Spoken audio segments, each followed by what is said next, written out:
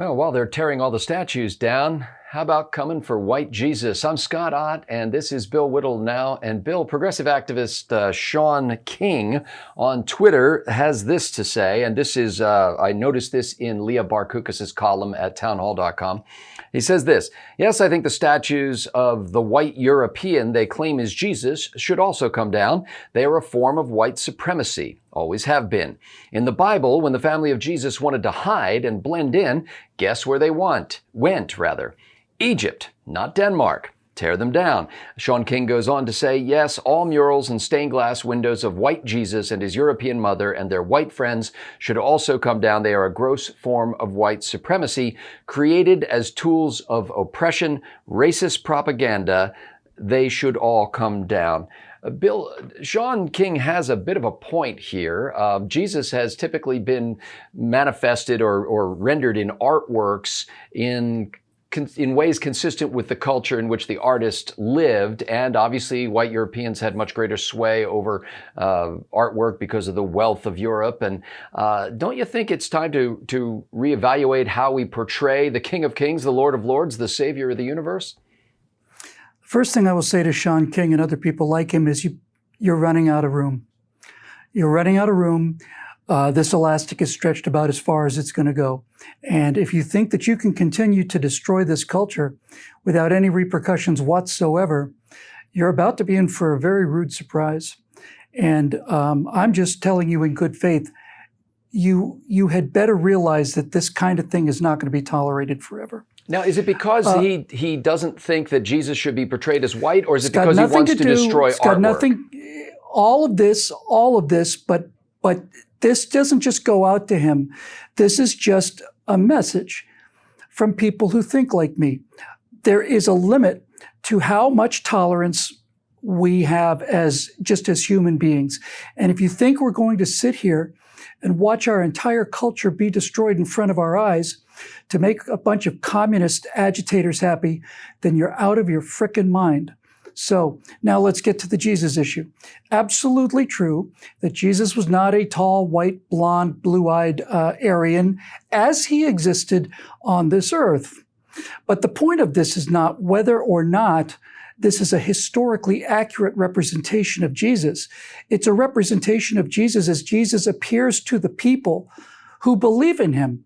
And I would have no problem whatsoever, and I don't know how many Christians would have a problem with people who were Christians in Egypt portraying Jesus as much more Egyptian and therefore more historically accurate.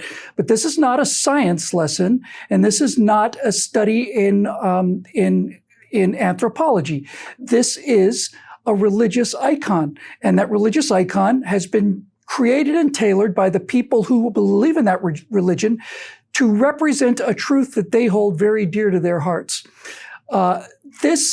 This kind of thing is what I mean when I say that we do not have unlimited patience with this, and this kind of thing is really, really rapidly approaching the limit.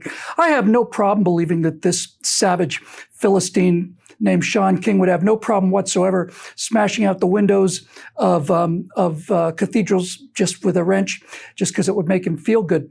But the fact of the matter is, Mr. King, the people who built the cathedrals are the ones who get to put the windows in it, you see? That's how it works. And if you built the cathedral, you can put anything you want in that window. And if you didn't build the cathedral, then you don't have any business telling the people who did build a cathedral over 400 years of backbreaking labor what they can put in their windows. So it's not, your opposition to this is not about what color Jesus is portrayed as, and it's not about the destruction of art as destruction. It's really about somebody saying, hey, your personal property, you church that has this picture or this statue, that it's their personal property, and Shaun King doesn't have a right to tell them what to do with their personal property. No, I'm saying much more than that.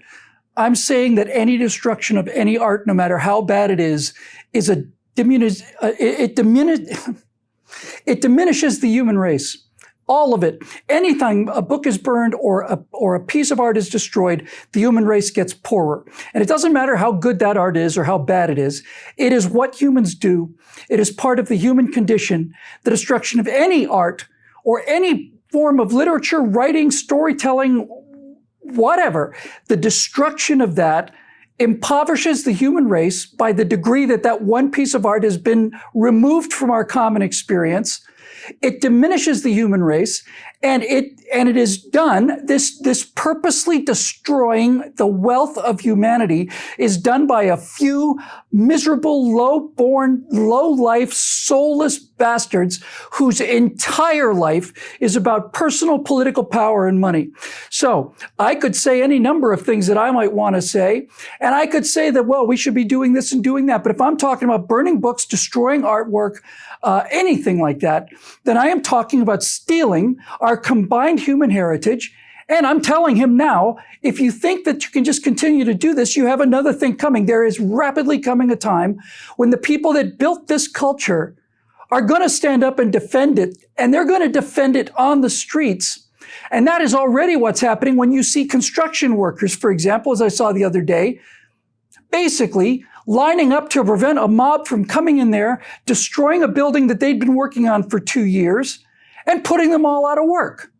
So the election is coming, and I'm telling you, this appetite for wanton destruction that appeals to you so much is not helping your cause any. And you are laboring under a misconception if you think that everybody who built this culture are a bunch of soy-sipping man-babies who are going to just sit back and watch this happen. I'm telling you, I have had enough of this, and so have the American people. And the American people are going to make an enthusiastic recommendation about what happens with our heritage in November. So your objection would have been equally strong if he had called for the destruction of the famous work of art from a few decades back of a crucified Christ dangled in a jar of urine? My argument would have been as strong. The argument would have been as valid. The rationale behind it would have been as valid. I would have made the argument. I certainly wouldn't have made it with the same emotional commitment. But yes, Piss Christ deserves to be preserved. Because now you're back to the problem that you have when you start trying to decide about free speech. Now you're deciding somebody's going to make a decision. Some human being is going to say this is good and this isn't. Destroy this, keep that. No human being has that kind of wisdom or ability. And furthermore, no human being should have the right to destroy art, no matter how bad it is, no matter how infantile it is, no matter how sacrilegious it is. It's that person's artwork.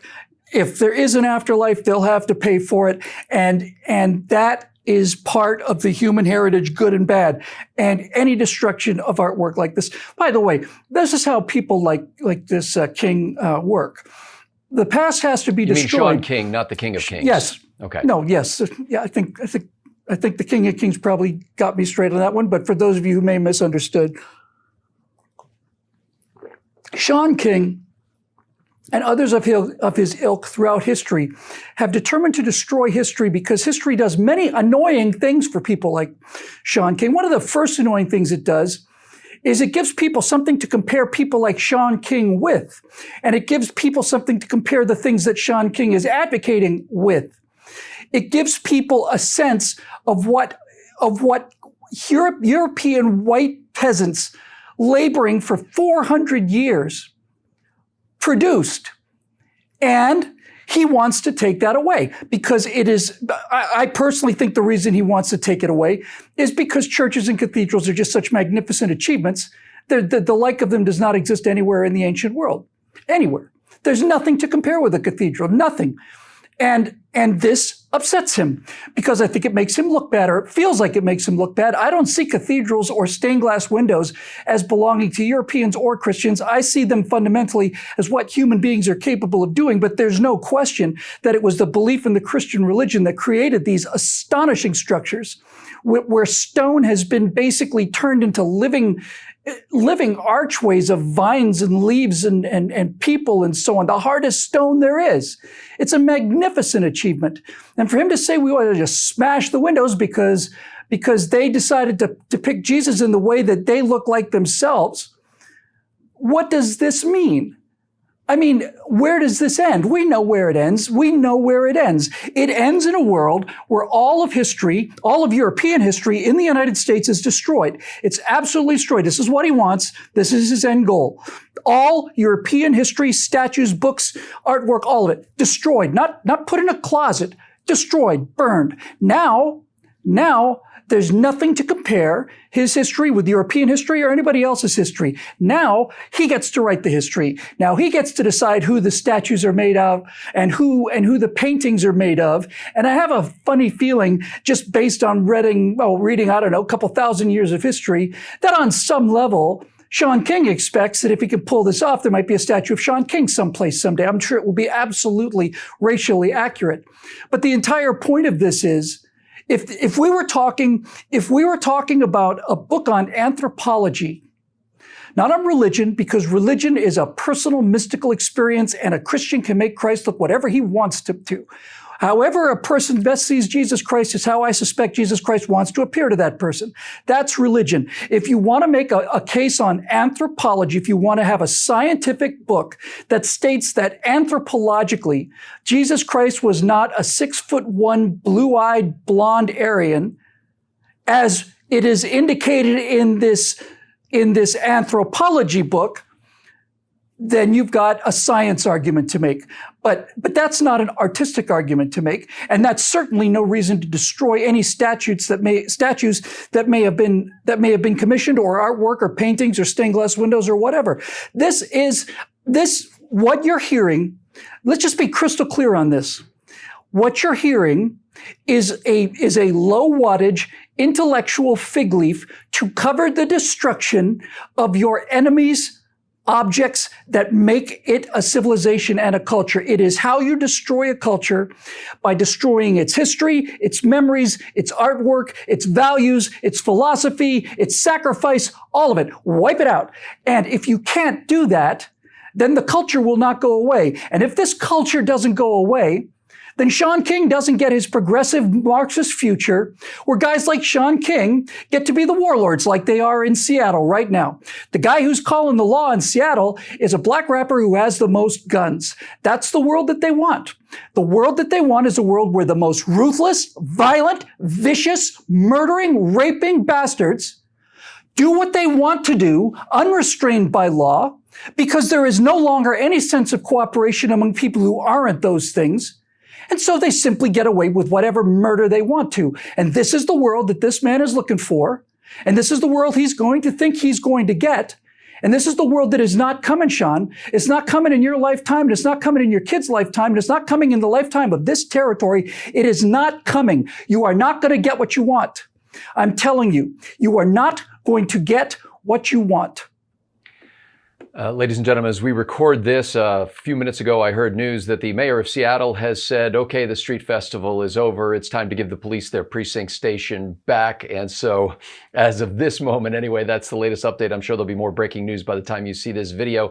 And the fact that we're able to do these videos is attributable entirely to the members at BillWhittle.com who fund this enterprise and make it possible for us to do this, who also offer us great ideas for videos and create their own content in a members-only blog at BillWhittle.com.